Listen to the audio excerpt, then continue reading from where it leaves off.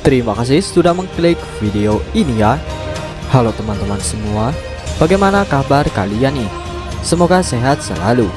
Di video kali ini saya mau menceritakan film berjudul Chopper Skin and Iron Bones of Fang Xiu yang dirilis awal tahun 2021 kemarin. Oke, langsung aja kita simak ceritanya.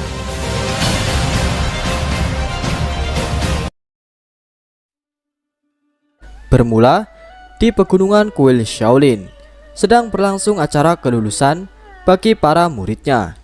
Salah satunya adalah Fang Xiu. Di ujian kelulusan, ia diharuskan mengalahkan boneka manusia kayu. Fang Xiu kemudian mengeluarkan jurus teknik kulit tembaga yang membuat kulitnya keras layaknya perisai, lalu mulai mengalahkan para boneka manusia kayu tersebut.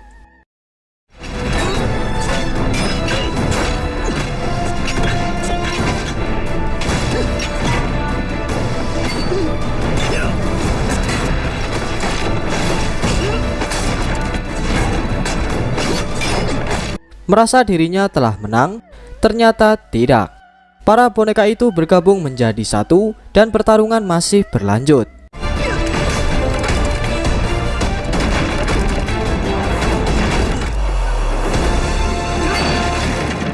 Dan akhirnya Fang Xiu berhasil mengalahkan mereka dan dinyatakan lulus dari kuil Shaolin.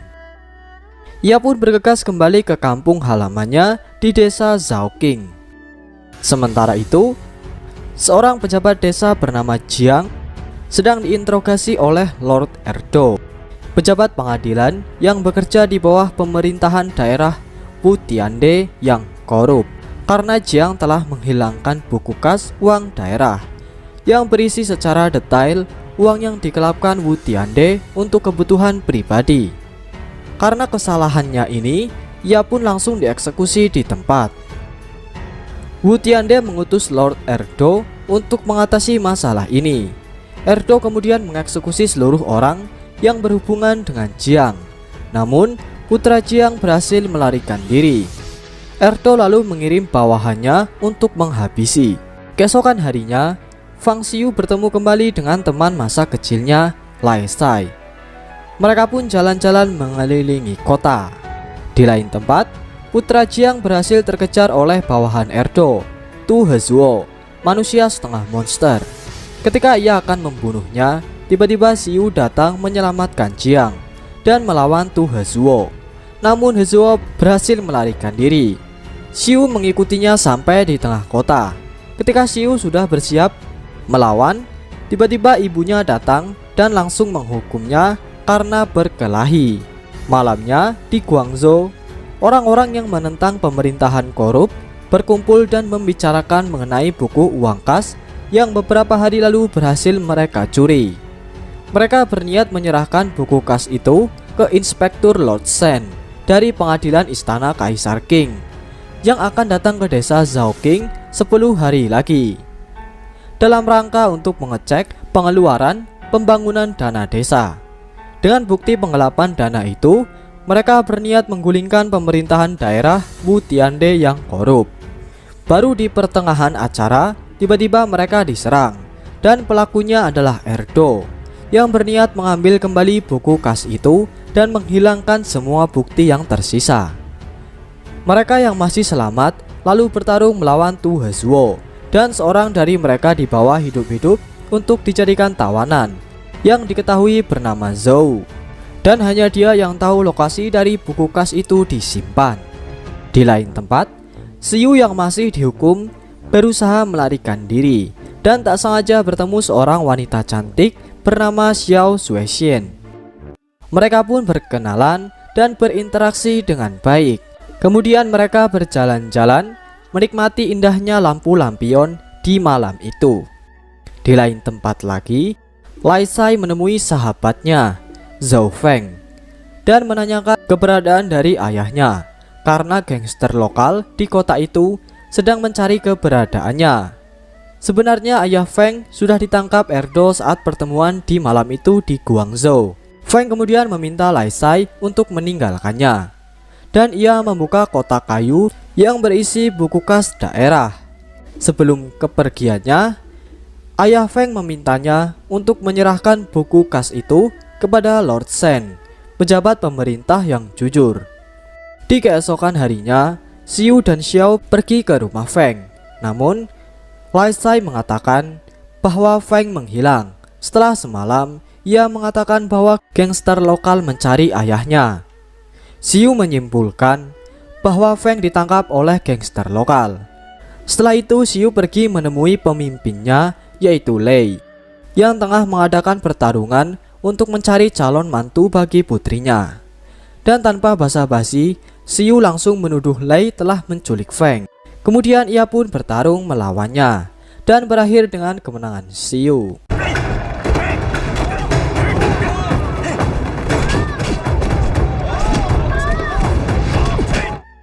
Lei tampak senang karena telah mendapat calon mantu, sementara Xiu masih syok mengetahui kebenarannya. Karena bukan geng Lei pelakunya, mereka pun kembali. Dan tiba-tiba Feng muncul di rumahnya, mengaku ia telah mencari ayahnya di Guangzhou, namun tak menemukannya. Di lain tempat, geng Lei mendatangi kediaman Xiu dan bertemu dengan ibunya. Ia lalu mengungkapkan bahwa sebuah pertarungan telah terjadi dan dimenangkan oleh Xiu, dan kini mereka adalah besan. Namun ibu Xiu tak mendengarkan omongan Lei dan kembali masuk ke rumahnya. Malamnya secara kebetulan, geng Lei bertemu dengan Xiu yang sedang berjalan-jalan bersama Xiao Xuexian. Dan kebetulan lagi, Xiao adalah putri dari Lei. Hal ini semakin membuat Lei senang. Tetapi karena reputasi buruk geng Lei, awalnya Xiu agak kaget mengetahui Xiao adalah putri Lei. Lalu dengan penasaran, Xiu menanyakan keberadaan dari ayahnya Feng. Karena berbicara dengan calon menantunya, ia pun jujur dan mengatakan bahwa Zhao telah ditangkap dan akan diadili di kediaman Erdo, pejabat daerah. Tak disangka, ternyata Feng ditangkap oleh anak buah Erdo. Dengan ditawannya Feng, mereka lalu mengancam Zhao untuk memberitahukan lokasi dari buku kas itu. Jika tidak, maka putrinya akan tewas. Zhao memilih mengorbankan dirinya dan dengan sengaja mengiris lehernya sendiri hingga tewas. Xiu datang ke sana dan melihat Zhao telah tewas dan Feng disandera. Anak buah Erdo juga mengira Xiu mengetahui lokasi dari buku kas itu. Xiu yang marah kemudian melawan mereka sendirian.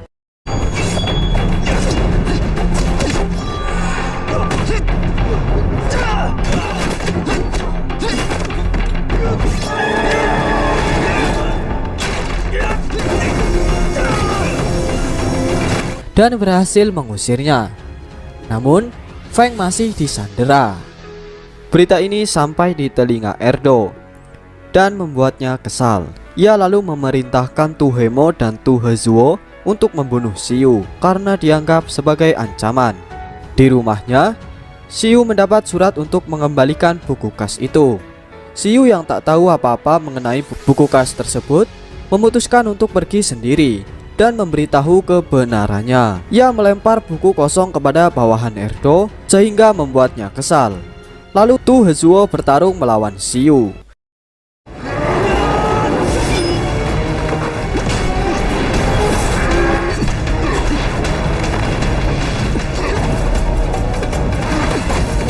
Dan dicurangi oleh Tu Hemo. Ketika Xiu akan ditusuk, ibunya datang dan menyelamatkannya. Hezuo mengabaikan perintah, kemudian bergegas membawa ayahnya pergi untuk diobati. Datang lagi, Lei menyamar dan melawan bawahan Erdo dan membuat mereka mundur. Kegagalan mereka ini benar-benar membuat Erdo marah dan menyalahkan Hezuo karena mengabaikan perintah dan menganggap Tu Hemo adalah beban. Kemudian dengan sengaja meracuni Tu Hemo dan memerintahkan Hezuo untuk sekali lagi membunuh Xiu. Sementara di rumah Xiu, mereka sedang mendiskusikan di mana buku kas itu disimpan. Dan tanpa sengaja Xiu menemukannya disimpan di sebuah boneka kayu. Dan tiba-tiba Xiu mendapat surat tantangan dari Hezuo. Xiu datang sendirian dan menghadapi Hezuo.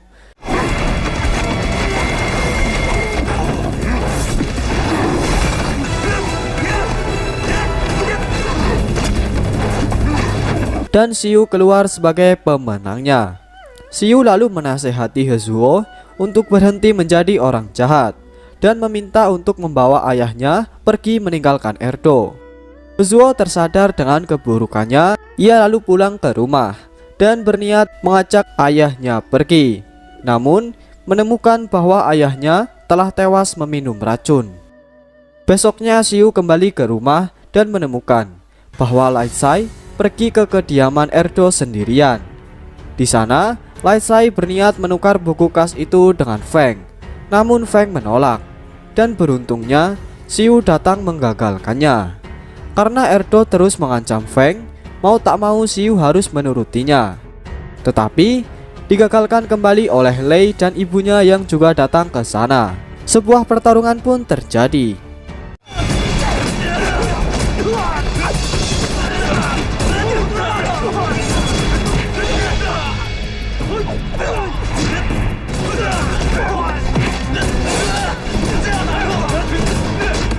Dan Erdo langsung turun tangan dan ia berhasil membobol perisai kulit tembaga milik Xiu dan berniat membunuhnya, namun digagalkan oleh Feng yang mengorbankan dirinya.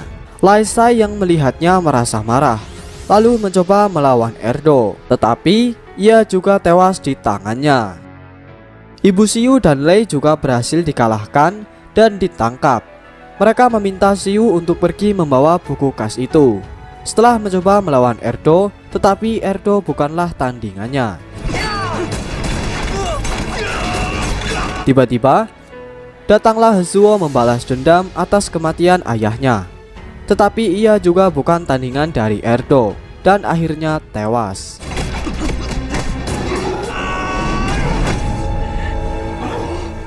Erdo memerintahkan pasukannya untuk mencari Xiu, dimulai di kediaman geng Lei.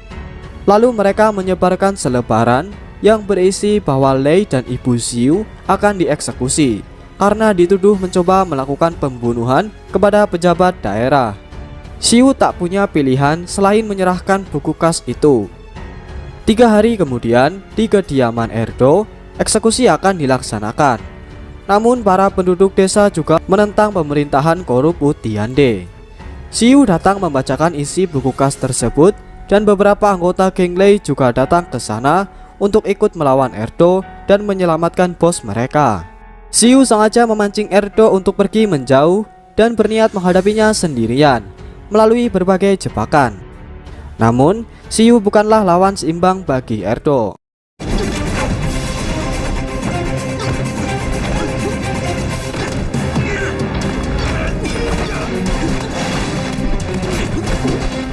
Xiu tak menyerah dan membuka jebakan yang lain. Kali ini berhasil melukai Erdo. Lalu Xiu langsung memukulinya dengan membabi buta. Sementara itu, geng Lei juga berhasil mengalahkan semua bawahan Erdo. Di saat bersamaan, pasukan pengadilan kaisar datang bersama dengan Lord Shen. Xiu kembali dan membawa Erdo. Kemudian ia menyerahkan buku kas itu sebagai barang bukti. Lord Shen lalu membawa Erdo untuk diadili di istana dan happy ending.